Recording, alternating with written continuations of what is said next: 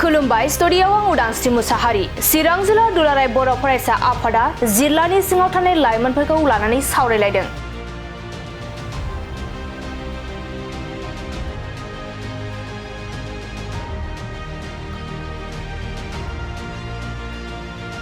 जोंनि गुदि रोदाखौ जोथोन लानाय आरो माहारिखौ सिबिनायाव लाइमोनफोरानो सोलायनायनि खुन्थिया आयदाखौ लानानै कलेज फरायनाय इउनिभार्सिटि फरायनाय लाइमोनफोरखौ लानानै चिरां जिल्ला दुलाराय बर' फरायसा आफादा मोनसे मेहेरगोनां सावरायलायनाय हाबाफारि बानजायदों।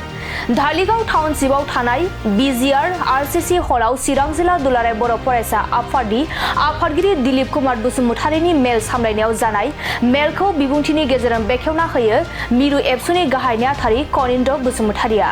गाहाय आलासि हिसाबै बाहागो लाना लाइमोनफोरजों गुवारै सावरायलाङो मिरु दुलाराय बर' फरायसा आफादनि आफादगिरि दिपेन बर'आ। आरोबाव बाहागो लायो मिरु एबसुनिनो लोगो आफादगिरि खोरोमदाव औवारी, लोगो नेहाथारि दिनेश ब्रह्म, लोगोसे जिल्लानि बिबानगिरिफोरजों लोगोसे खमैबो सा 500निबो बांसिन फरायसाफोरा बाहागो लादों। चिरां जिल्लानि जिखिनि जोंहा कलेज इउनियन बडि दङ आरो इउनिट कमिटि एबसु दङ, बे गासै फरायसा फरायसुलि प्राय बेयाव 450 स्टुडेन्टफोर फैदों 7टा कलेजनि। बिथांमोननि एकाडेमिक रिलेटेड, केरियार रिलेटेड आरो कम्पिटिटिभ जि मोनसे माइन्डसेट, लोगोसेनो बर' माहारि दानायाव दिनैनि यां जेनेरेशना दुलाराय बर' फरायसा आफादनि जि आइडिय'लजि आरो प्रिन्सिपल, बुहुमनि बर'फोरा बयबो गेरेमसा माहारि दानायाव बाहागो लानायनि जि मोनसे मोन्थोर आरो बड'फाया जि मोन्थोरखौ होनानै गालांबाय जे जों बयबो खौसेयै हाबा मावनांगौ आरो खौसेयै हारि दानायनि थाखाय जों आवगायलांनांगौ। बे खोथा बाथ्राफोरखौनो मोनसे शेयारिं, मोनसे कअर्डिनेशन, मोनसे कानेक्शन खालामनानै बिथांमोननि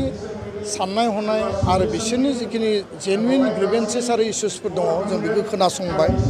आरो माहारि दानायनि आरो माहारि हिसाबै थांना थानायनि बेलायाव दिनैनि फरायसा फरायसुलिया माबायदि डिउटि आरो रेसपन्सिबिलिटि लानांगौ आरो जोङो लिडारशिप बिल्डिंनि खोथाखौ बिथांमोनजों रायज्लायदों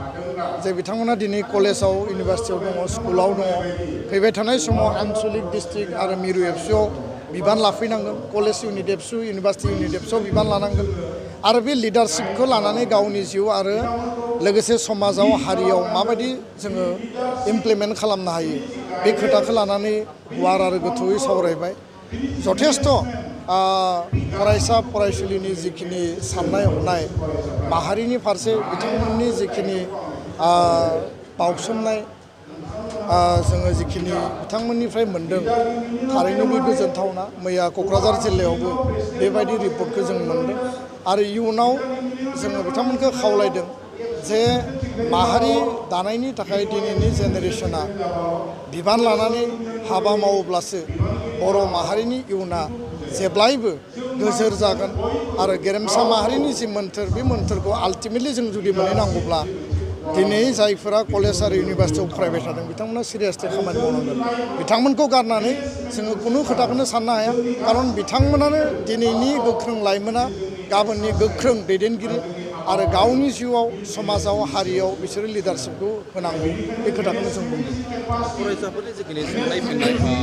मिथिनानै लानायाव मा मोननो हाखो बिथांमोना जिखिनि प्रब्लेम बुंदों, बड'लेण्ड मुलुगसोलोंसालिनि सिङाव एग्जाम रिलेटेड एरियारनि आनजादनि रिजाल्टआ टाइम मथे ओंखाराखै आरो गोबां स्टुडेन्टनि रिजाल्टआ गाज्रि जादों आरो बेयाव बिथांमोना गावसोरनि गोसोआव माखासे डाउट दङ जे मोजां बिसोरो प्रिपेयार खालामनानै एटेन्ड जानायनि उनावबो रिजाल्टआ मानो गाज्रि जादों, रिजाल्ट डिले जानायनि खोथा, रेफारेन्स बुकनि खोथा, सिलेबासनि खोथा आरो माखासे कलेजाव दाबो इनफ्रास्ट्राक्चार माने डेभेलपमेन्टनि थाखाय अडिट'रियाम, मोजां लाइब्रेरि, मोजां बयस कमन रुम, मोजां गार्लस कमन रुम, माखासे बेबायदि इनफ्रास्ट्राक्चार रिलेटेड, एकाडेमिक रिलेटेड बे इस्युसफोरखौ बुंदों आरो आथिखालनि लाइमोनफोरनि जे माखासे नेगेटिभ जिखिनि बिथिं जे दानि लाइमोनफोरा माखासेया मेल मिटिङाव फैनो नागिरा, खोनासंनो नागिरा आरो बयबो सर्टकाट, माखासेया बयबो नङा, माखासे स्टुडेन्टफ्रा सर्टकाट लामा नागिरनानै बायदिसिना जेंनायाव गोलैनांनाय आरो गावनि जिउखौ लानानै सिरियास नङा आरो बिथांमोना ड्राग्स इलिगेल एन्टि ससियेल एक्टिभिटियाव इनभल्भ जानाय आरो बे माने जायफोरा दिनै हस्टेलाव पिजिआव भारा न'आव थादों बे लेभेलाव माने जौनि ड्राग्सनि इलिगेल एक्टिभिटि माखासे जानाय बे थासारिफोरखौ दिनैनि स्टुडेन्टफ्रा नटिस खालामनानै दुलाराय बर' फरायसा आफादखौ बेबस्था लाजानो लुबैदों आरो जोङो दुलाराय बर' फरायसा आफादनिफ्राय स्ट्रं मेसेज होदों गोनां जायोब्ला अनुशासन आरो एक्सन जुदि समाजाव आनरुलि जादोंब्ला इयुथनि गेजेराव जुदि आनरुलि जादोंब्ला नियम खान्थिनि बाहेरायाव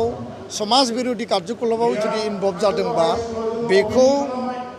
लाइनाव लाबोनो थाखाय बा मेन स्ट्रिमाव लाबोफिननो थाखाय